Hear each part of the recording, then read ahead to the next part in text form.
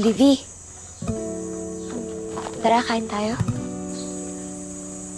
Mauna na kayo. Wala akong gana.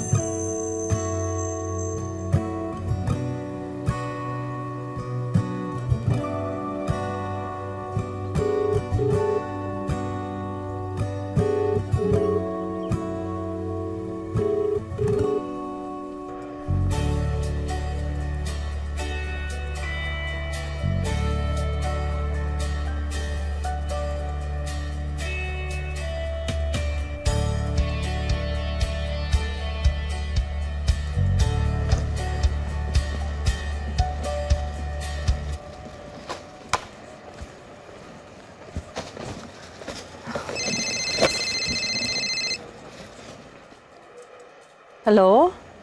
Seth, pasensya ka na ha. Alam ko kanina ka pa tumatawag. May inasikaso lang kasi ako eh. Magbibenta pa ako. O, kamusta kayo? Tita, hindi pa po kumakain si Livy simula nung nakauwi siya galing ospital. Oh. O sige, huwag ka mag-alala. Pagkatapos ko dito, dadaan ka agad ako dyan. Ha? Sige, ingat kayo. Ay. Ate, pasensya na, pero ako kasi naka-reserve ng pwesto na yan. Magbibenta dapat ako dyan eh. Naku, hindi ko alam. Basta, ako ang nakapesto rito. Binigay sa akin to ni Kapitan. Oh, eto yung permit ko. Hindi eh, nagpunta ako sa kanya kahapon Kahapon ko lang nakuha yung permit ko na yan. Teka muna, bakit nagkaganon? Hindi ko alam, basta ako ang nakapesto rito. Oh, anong gulo to, Glinda? Mang Ben, Oh. kasi ho itong pwesto na to pinareserve ko kahapon kay Kapitan. Bakit naman pinamigay niyo sa iba? Hindi ka ba napagsabihan? Tinatanggal ka ni Hermana Joy sa listahan ng mga tindera sa pista. Oh, Opo. Pasensya ka na.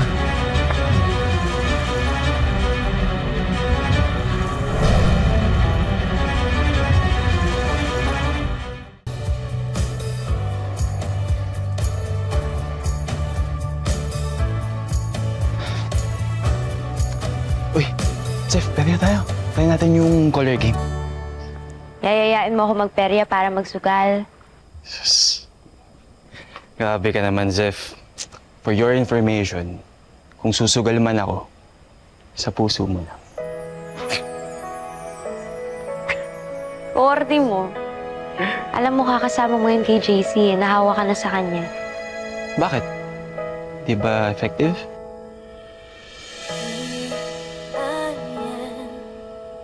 Seeing the world in front of me as the light shines on my face. Heart is racing, finding an escape. Suddenly, I feel as if I am floating,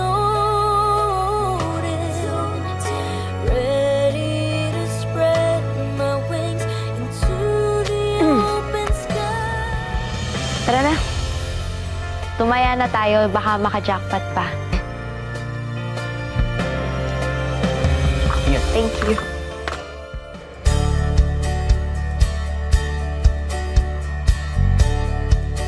Ang ganda-ganda naman ng pwesto mo. Ayan, may customer ka na. Ang ganda ng pwesto mo dito ha, sa lahat ng customer. Naku, ay salamat, ikaw din. yung Ate Joy, Ganda. talagang hindi mo talaga ako titigilan, ano? Una, sasadyain mo na maaksidente ang anak ko. Tapos ngayon naman, tatanggalan mo ako ng hanap buhay ko. Pagkatapos mo akong bastusin sa harapan ng anak ko nung isang araw, palagay mo palalampasin ko ginawa mo? Nakakalimutan mo na ba? Ako ang Hermana dito. Ako ang punong abala sa fiestang ito. Kaya kung ako ikaw, mabuti pa maghanap ka na lang ng ibang fiesta kung saan mo ibebenta yung mga paninda mo. Kasama talaga ng ugali mo, ate. Akong masabi. At ikaw, walang pinipiling lugar ang pagiging ugaling squatter mo. Ugaling squatter ba, ate? Ganito ba? Ganito ba?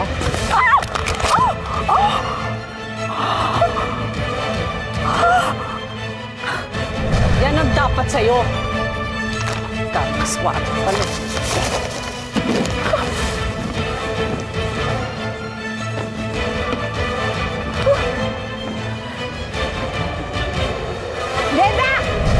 Livy.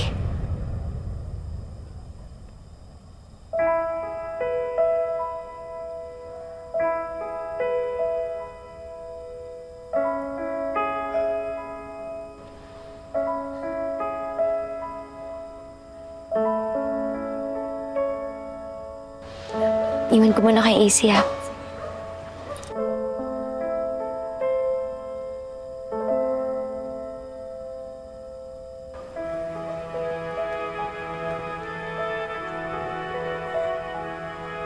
Sorry sa nangyari kahapon. Sorry sa asal ng mama ko. Noon pa niya sinasabi sa akin na dapat ako pinakamagaling sa lahat. Kapag uwi ko dito sa Maka, ipakita ko daw sa'yo kay Tita Glenda na kaya kitang tulunin. Wala akong alam. Yun pala, may issue si Mama at si Tita Glenda about sa papa mo.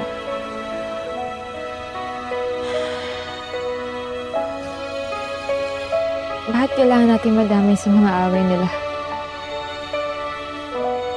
Tsaka, tagal naman ang patay si Pape. Di ba talaga kayang patawarin ni Tita Joy si Mama?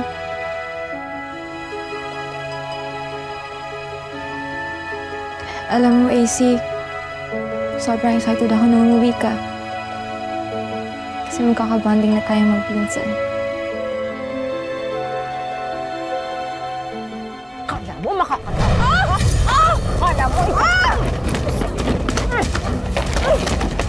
Pakinggan mo, ha? Sige.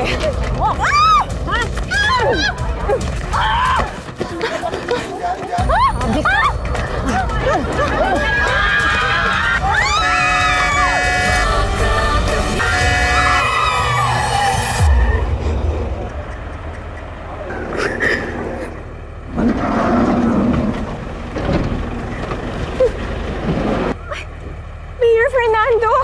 Kayo pala! Ay, Hermana Joy, nakita ko yung ginawa mo. kasi naman po, Mayor, tong kapatid ko, basta na lang ako sinugod. Tinanggal niya po ako sa listahan ng mga pwedeng magbenta dyan. Joy, mali itong ginagawa mo. Kapatid mo pa pala itong inaapi mo. Mawalang galang na ako, Mayor. Away naming magkapatid to. Ipapaalala ko pa ba kung gaano kalaki ang nagastos ko para lang pagandahin ang fiesta ninyo? Ako, Hermana, dito, Mayor. Kaya kung anong gusto ko, yun ang masusunod. Kung ganyan din ang ugali ng Hermana, huwag na lang. Oh? Wala sa puso mo ang pagdiriwan ng kapistahan ng patron natin sa simbahan. Ngayon din, papapalitan kita bilang Hermana. Mayor, hindi po. Pero, Mayor, ang laki na po na nagastos ko, Mayor. Ibabalik ko sa iyo yung pwesto mo para makapagtinda ka ulit. Salamat po. Mayor, sorry po, Mayor. Parang awa niyo na po, Mayor.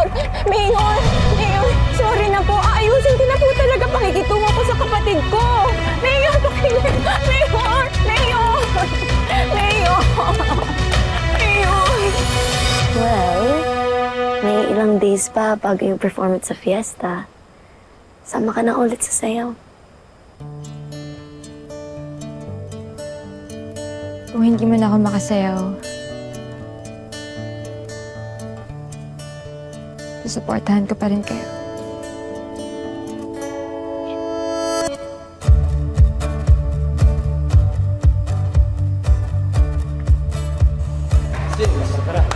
Seven.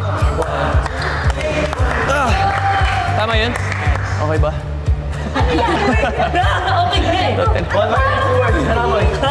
Okay. Basta okay na. Gusto lang, medyo malagkit eh. Ay ka? Hindi. Gusto ka na?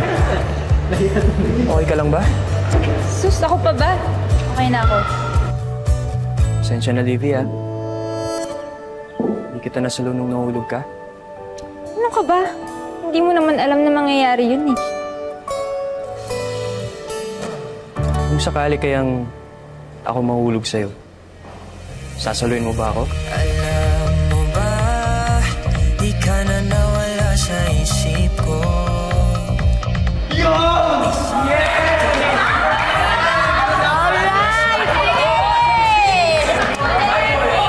Alam mo ikaw, napaka-corny mo talaga. Corny, pero kinilig ka naman eh. Ganda naman ang ngiti ng anak ko. Alam mo, swerte talaga ng anak ko may mga kaibigan siyang kagaya niyo. Kaibigan! Kaibigan! Diba, no? Dito ka na. Hi ka naman. Hello po, Mami. Sige! Sige! Ano ba yun? Bravo? Oh, yeah. Ay! Portado! Group up, group up. Itik na group up, Galing na bata namin!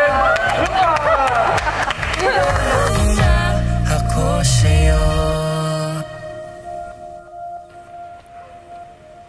Pwede ba, ate? Kung may pag-away ka lang, ayoko na. Pagod na ako. Glenda, pasensya ka na sa mga kagagahan ko nitong mga nakaraang araw, ha? Naging immature ako. Ang tagal kong nabuhay sa galit. Hindi ko agad nakita na sa kabila ng lahat ng nangyari, may maganda namang naging bunga.